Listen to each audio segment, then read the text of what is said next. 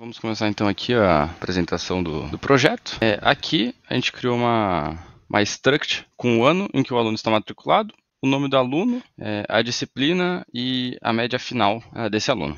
Então é importante dizer aqui o define do max alunos, que foi definido para 200 mil e vai ser usado mais para frente. Aí a gente tem essa função, nomes random, que seu objetivo é gerar nomes aleatórios. Ela recebe como entrada um ponteiro para um espaço de memória onde o nome será armazenado. Dentro dela temos dois arrays de strings, um para nome e outro para sobrenome. E aqui a gente tem alguns exemplos de nomes e sobrenomes que serão usados.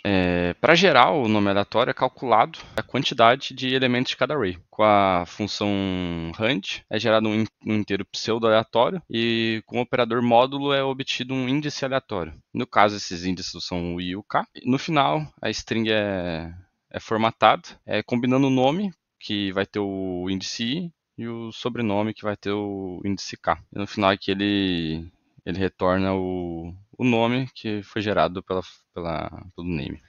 Essa função aqui é o generate dados, ela gera dados aleatórios na struct do aluno.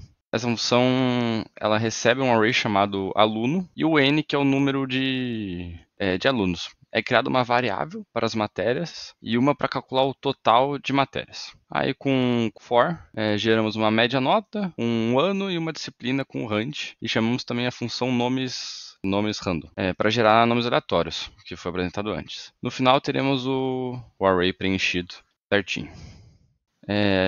Nessa aqui a gente tem o gerar entrada, ele gera e escreve no nosso CSV. Ele recebe um array de structs e o valor t, que representa a quantidade de alunos. A função abre um arquivo no módulo de leitura w e verifica se esse ponteiro que referencia o arquivo é nulo. Se for nulo, é porque tem um erro ao abrir o arquivo e uma mensagem será exibida. Caso contrário, o arquivo será aberto. A função generate dados ela é chamada. Aí o for percorre o array de alunos e aqui com o fprintf ele escreve nas linhas do CSV. Logo aqui dá o close no file e printa que foi criado com sucesso a entrada. Logo, a próxima que a gente tem a função de gerar saída. Ela funciona de forma muito similar ao gerar entrada, com a diferença que ela tenta abrir um arquivo saída para escrever nele os dados ordenados. Ela itera pelo array e escreve os dados no formato CSV. Fecha o arquivo e exibe uma mensagem de sucesso, assim como na anterior. Aí aqui a gente tem a função de ler dados no CSV. Ele recebe uma struct, um array de struct de alunos e um ponteiro para o número total de alunos lidos do arquivo. Assim como antes, essa função tenta ler o arquivo entrada, mas com o modo leitura, nesse caso aqui, uma leitura R.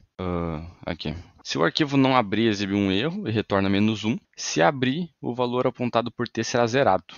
Um loop while continua enquanto a função fget consegue ler uma linha do arquivo, enquanto o número de alunos lidos for menor que o limite máximo de alunos definido no início do código, que, se não me engano, foi 200 mil.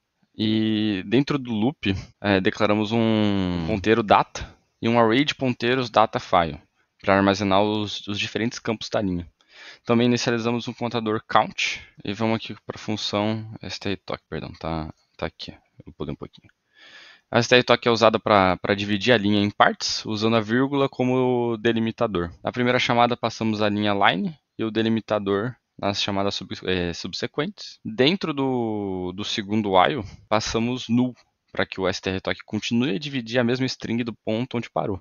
Cada parte dividida é armazenada no array data file e o contador count é incrementado. Após tentar dividir a linha, verificamos se foram encontradas exatamente 4 partes: ano, nome, disciplina e média. Se não for achado essas 4 partes, significa que a linha tem um formato inválido. Uma mensagem de erro é exibida, o arquivo é fechado e a função retorna -1, assim como antes. Se o formato estiver correto, os valores lidos são convertidos para os tipos de dados apropriados e armazenados na estrutura aluno na posição ponteiro t. Aqui a gente tem o atoy, que vai converter a string do ano para um inteiro. Essa aqui copia a string do nome e essa aqui copia a string da disciplina. A última converte a string da média para um float. E finalmente o valor apontado por t é incrementado para contar que o aluno foi lido. E por fim aqui dá o close no file e retorna 0. Agora nós vamos para a parte dos algoritmos de ordenação. Então, o primeiro que a gente vai ver é o Bubble Sort. E para facilitar o entendimento, aqui a gente tem, por exemplo, a gente vai ordenar pela média dos alunos, né? Mas eu vou me referir como números, porque no final das contas o que a gente está ordenando são números, certo? Então eu não vou ficar falando toda hora, aluno, média, nota. Eu vou falar simplesmente o número, ou o endereço, ou o índice, beleza? E a gente começa com uma variável que é um long int, que ele vai contar quantas comparações foram feitas. A gente tem o famoso 2fors aqui do Bubble Sort. O primeiro for é para a gente ver, para a gente decidir qual índice que será ordenado. E o segundo for é para a gente percorrer o array. E a gente vai fazer assim. O que a gente faz aqui dentro desse for? A gente sempre faz uma comparação mais. E aqui a gente vai indo de número em número. Se o número com um índice b for menor do que o número com o índice b mais 1, a gente faz a troca deles. Se não, a gente só passa para o próximo número. E assim a gente, por causa desse for aqui, então a gente faz esse for aqui várias vezes. Por causa desse for, a gente tem o nosso array ordenado e a gente retorna a quantidade de comparações que foram feitas. Agora a gente vai para o nosso segundo algoritmo de ordenação, que é o heap. Aqui como é C, as funções que vêm depois precisam estar em cima, né? Então a gente vai começar aqui por baixo, tá? Int, que a gente vai retornar um número heap, né? Algoritmo heap. Então a gente tem aqui uma variável para contar quantas comparações foram feitas. A gente vai fazer o build heap. Esse build heap vai fazer o quê?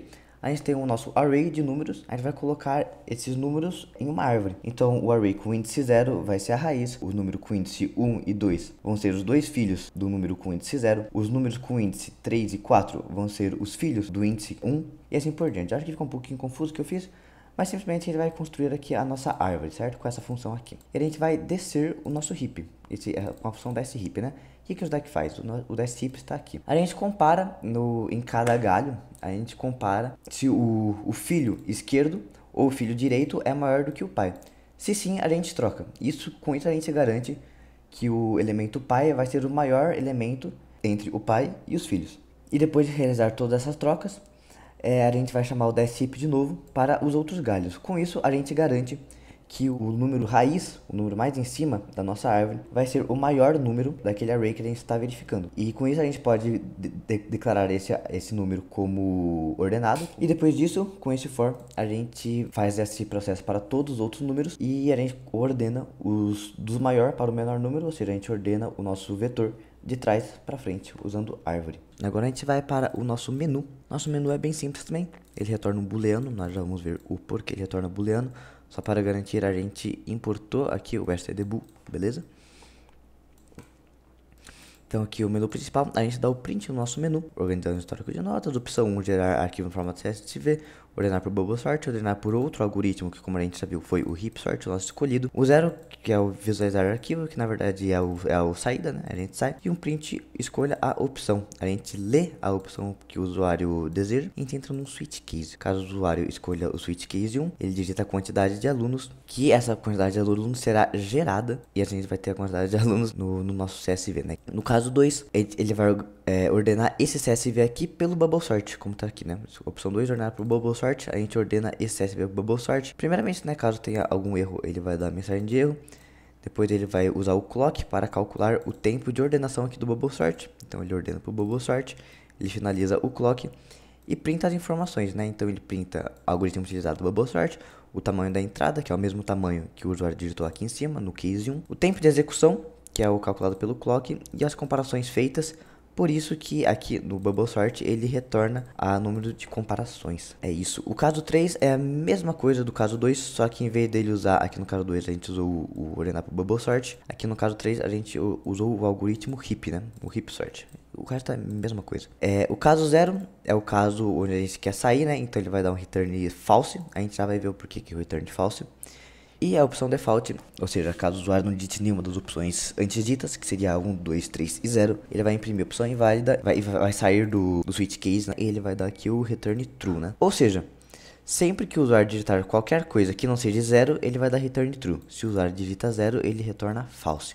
A gente já vai ver o porquê disso daqui no main. Mas antes, a gente vai no comecinho do main, né? O comecinho do main, a gente dá um srand time null, para a gente poder criar os alunos de forma aleatória. A gente vai criar um struct alunos com o nome aluno, usando malloc, com a quantidade máxima de alunos que a gente definiu aqui em cima pelo max alunos. Se acontecer algum erro, ele printa erro ao local struct e retorna, ou seja, ele finaliza o código.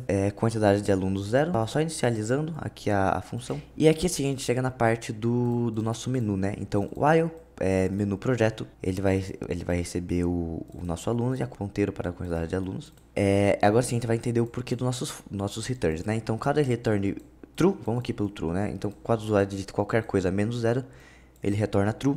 Ou seja, esse while vai ficar rodando o nosso menu, nosso projeto indefinidamente, até o usuário digitar zero, onde ele retorna false. Saindo fora desse while, a gente finaliza, printa o finalizando, a gente limpa o buffer com o free aluno, ou seja, a gente limpa a memória RAM para não ter nenhum problema. E o return zero, a gente finaliza o nosso código e assim a gente finaliza o nosso projeto. Então agora para os testes, quando ele te pede aqui para ele compilar, ele vai printar esse menu aqui. E quando a gente for escolher a opção 1, por exemplo, podemos digitar 1000 alunos e podemos escolher 2 ou 3 para fazer a ordenação do arquivo. Ao escolher o 2, ele fala que algoritmo estamos usando, tamanho da entrada que escolhemos, o tempo de execução que demorou para ordenar o arquivo e o arquivo saída CSV é feito. Quando escolhemos a opção 0, podemos ir para o explorador de arquivo e a entrada CSV que foi criada no começo está aqui. E como podemos ver, o arquivo CSV está totalmente desordenado, fora de ordem aqui. Temos o ano, o nome, a matéria e a nota nesta ordem, porém a nota está fora de ordem na entrada CSV. E já que ordenamos pelo método Bubble Sort, podemos ver a saída CSV. Podemos ver que desde o começo aqui ele está ordenado em ordem crescente, as notas nesse caso, certo? Podemos ver até o fim que, em geral, todas as notas estão ordenadas corretamente. Agora, voltando para o código, podemos rodar ele de novo. Podemos pedir o arquivo de novo, 1000 alunos. Podemos ver a opção pelo outro algoritmo, que nesse caso será o heap sort. Mesmo número de entrada, tempo de execução praticamente zero. E o número de passos bem menor comparado ao bubble sort. Podemos pedir aqui de novo, bem menor. Agora podemos ao mesmo tempo criar uma quantidade diferente de alunos. Podemos pedir por heap sort. Tempo um pouquinho maior, mas em comparação ao outro heap sort com 1000 alunos. Menos maior passos, mas em geral comparado ao bubble sort, na verdade o número de passos é bem menor. E o tempo de execução do bubble sort é bem maior. Certo? Agora podemos testar com um pouquinho mais em 1000 alunos. Podemos ver como o heap sort 0.80.0.81, entrada 10 em 100 mil, né? Número de passos um pouquinho maior em comparação aos 10.000 alunos com heap sort. Agora com bubble sort, a gente pode ver que demora um pouquinho mais, 11 segundos, maior número de passos e comparações. Podemos pedir várias vezes heap sort também aqui, ele vai dar aproximadamente o mesmo número de segundos. E o bubble sort também. E o outro caso de ordenação de novo vai dar o mesmo número, quase o mesmo número aproximado, o mesmo número de passos. Agora podemos criar outro arquivo com 200.000 alunos. Podemos ordenar por heap sort, um pouquinho mais em relação aos 100.000 alunos, um pouquinho mais número de passos, porém bem otimizado. Agora com o bubble sort, que irá nos dar um tempo de execução de 64 segundos, mesmo número de entrada, só que muito número de passos para ordenar. E tudo isso aqui a gente pode que testar outras opções, como podemos colocar esse número de alunos, que ele fala que excedeu o número de alunos. Podemos colocar uma opção de criar com 1000 alunos, por exemplo. Vai dar uma opção que não existe na tabela de menu. Em geral, ele sempre vai dar a opção inválida, números negativos também. Podemos até compilar de novo o código em si